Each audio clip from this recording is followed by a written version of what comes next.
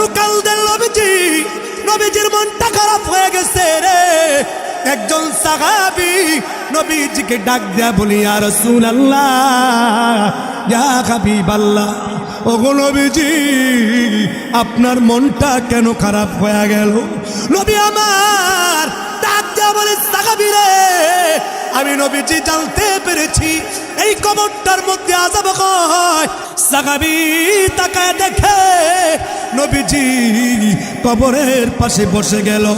কবরের পাশে বসিয়া নবীজির 2 হাত কবরের উপর রাখলেন। নবীজি কবরটার পাশে বসিয়া দোয়া করলেন। দোয়া করার পরেও নবীজির মনটা ভালো হয় নাই। নবীজি উম্মতের জন্য কান্দে। বলেন তো দেখি, আমাদের নবীর প্রতি মহব্বত, আমাদের ভালোবাসা আছে না নাই? আর আওয়াজ করে বলেন, আছে না নাই? এই জন্য আমার নবীর যারা খতমে নবুয়ত নিয়ে টানাটানি করবে, তাদের জিহ্বা টেনে ছিঁড়ার জন্য, জারু পিটা করার জন্য, কাদিয়াদিনের গলার মধ্যে জুতার মালা পরার জন্য কারা কারা তৈরি রয়েছে মিরপুর এলাকা থেকে দেখতে চাই। আল্লাহ তাআলাকে দেখায় দাও।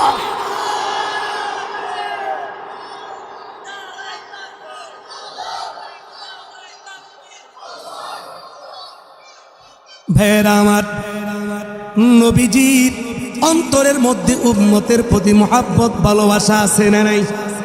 কথা কয় না?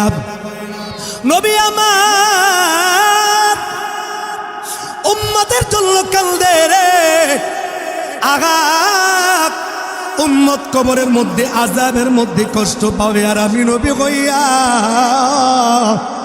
বাড়িতে গিয়া ঘুমাবো, এটা কোনো দিন হইতে পারে না।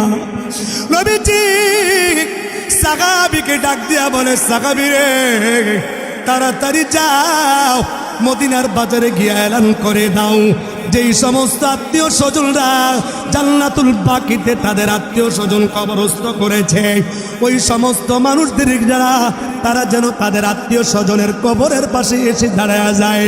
নবীজি সাহাবীকে এলান করার সঙ্গে সঙ্গে সাহাবী তাড়াতাড়ি চলে গেল জান্নাতুল বাকিতে।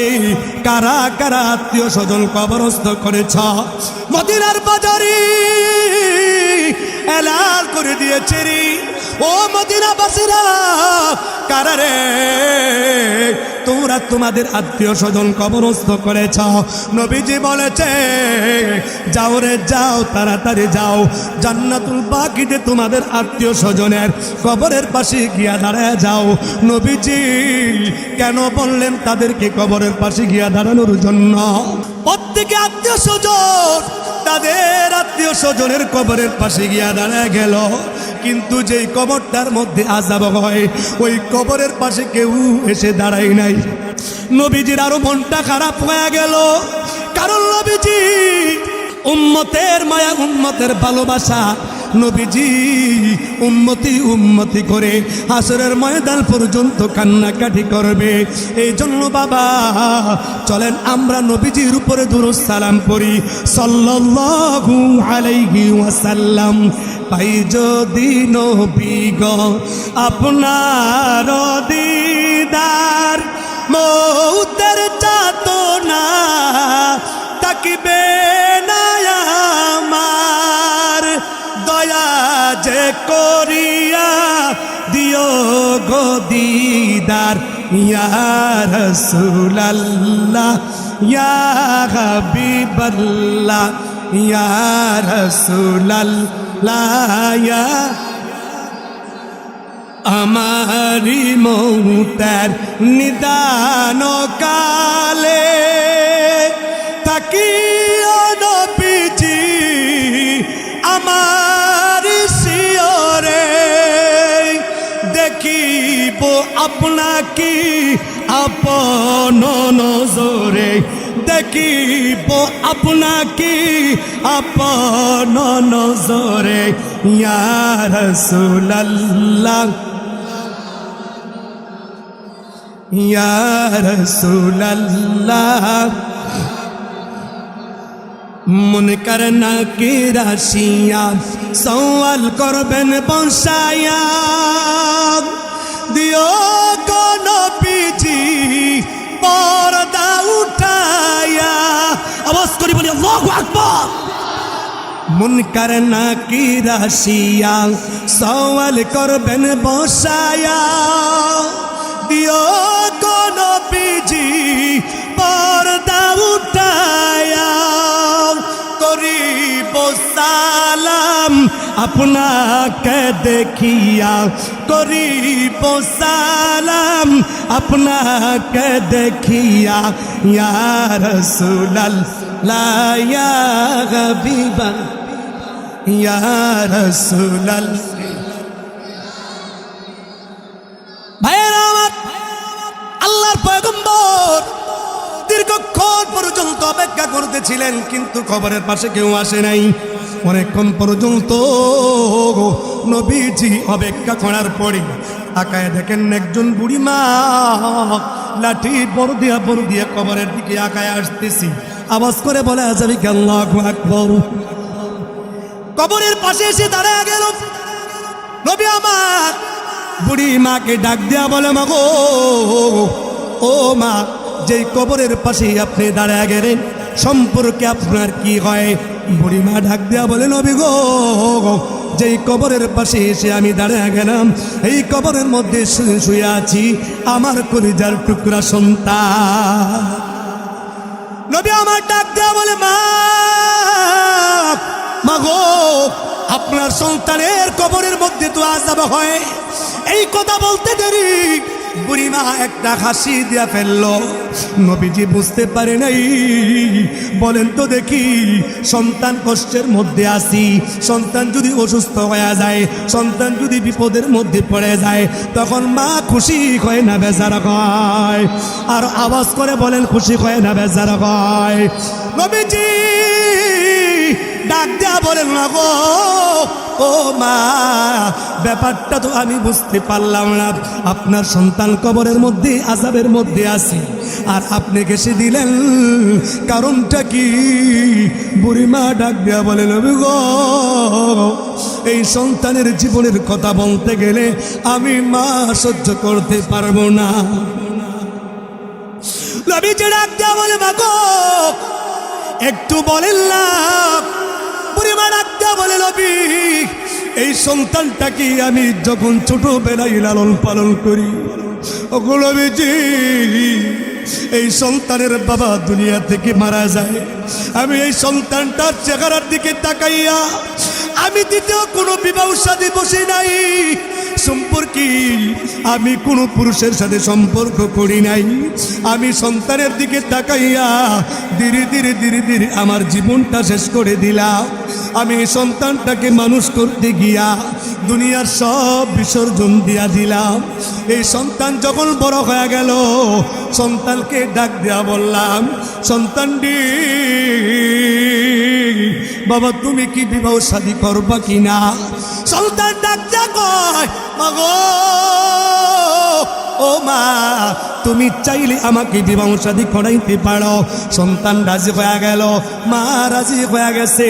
কিন্তু আজকাল বহু সন্তান এমন আছে, টিকটক ফেসবুকের মধ্যে লাল লিপস্টিক দেখা, লাল চুলের নাচন দেখা আব্বা আম্মার সঙ্গে পরামর্শ করে না। ফেসবুক ইন্টারনেট থেকে একটা ধরে নিয়ে আসা বিবাহ বসে, এমন ধরনের যুবক যুবতী আছে না নাই? অথচ যুবক ডাক দেয়া কই মা, আপনার কাছে যা পছন্দ হয় আপনি তা আমাকে বিবাহ করান। মা পছন্দ করিয়া সন্তানটাকে বিবাহ করাইয়া দেয়। বাবা সন্তানটাকে বিবাহ করানোর কিছুদিন পর যাইতে না যাইতে পুত্রবধূ সন্তানের কাছে কি যেন নালিশ করেছে মায়ের ব্যাপারে। পরিমা ডাক দেয়া কই নবী গো, আমার সন্তান তার বিবির কথা শুনিয়া, কথা যাচাই বাছাই না করিয়া আমি মা আমার কাছে সন্তান রাগান্বিত হয়ে আসছি। আমাকে এমন ভাবে মার দেওয়া শুরু করছে গো নবীজি। আমি মা, আমি বৃদ্ধা মানুষ, আমি তো কষ্ট সহ্য করতে পারি নাই। আমাকে বারবার আঘাত করেছে, আমি বেহুশ হয়ে গেছি। ওগো নবীজি, আবার যখন হুঁশ ফিরে আসলো, আমি আল্লাহ তাআলার কাছে বদদুয়া করেছি। এই বাবা, মায়ের বদদুয়া কিন্তু নামাজ দিয়া ঠেকান যায় না। 1000 বার হজ করলেও কোনো কাজ হবে না। মা দোয়া করলে ডাইরেক্ট সরাসরি আসমানে চলে যায়, বাবা দোয়া করলি সরাসরি আকাশে চলে যায়, মালিকের দরবারে চলে যায়। এই জন্য মায়ের কাছ থেকে দোয়া নাও, বাবার কাছ থেকে দোয়া নাও, বদদোয়া গ্রহণ করিও না। জীবন যদি উন্নত করতে চাও মা বাবার খেদমত করো, ব্যবসা বাণিজ্য উন্নত করতে চাও মা বাবার কাছ থেকে দোয়া নাও, মা বাবার খেদমত করো, মায়ের সেবা করো। জীবনে কোনো দিন ছোট হইবা না, জীবনে কোনো জায়গায় তুমি আটকাইবা না, জীবনে কোনো দিন ঠক হবে না, সব জায়গার মধ্যে তুমি সফলতা অর্জন করতে পারবা। নবী আমার বুড়িমার কথাগুলো শুনে আর চোখের পানি ফালায় কান্দে। নবী আমার ডাক দিয়া কয় মা গো, ও মা আপনার সন্তানটাকে আপনি মাফ করে দেন। বুড়িমা ডাক দিয়া বলে নবী গো, আপনি যেহেতু বলেছেন আমি আপনার কথা অনুযায়ী আমার সন্তানকে চিরদিনের জন্য আমি ক্ষমা করে দিলাম। আওয়াজ করে বলি সুবহানাল্লাহ। কদমতে ইমাম দর পে দর কুল সব খুশাম তাকে বাসি দর্দ আলম মে কুনাম।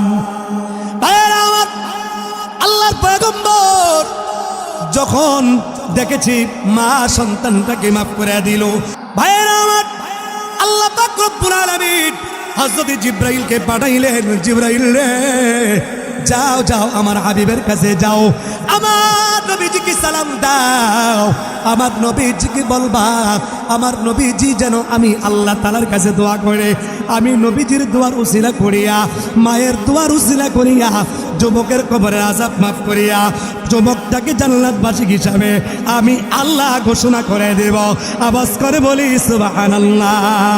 কারা কারা তৈরি আছে হুজুর আজকের এই মাহফিল থেকে ওয়াদাবদ্ধ করলাম জীবনে কোনোদিন গুনাহ করব না, নামাজ ছাড়ব না, মা বাবার খেদমত করব, ভালো কাজের মধ্যে দান সদকা করব, আব্বা আম্মার জন্য দান করব, নিজের জন্য দান করব, মসজিদ মাদ্রাসায় দান করব।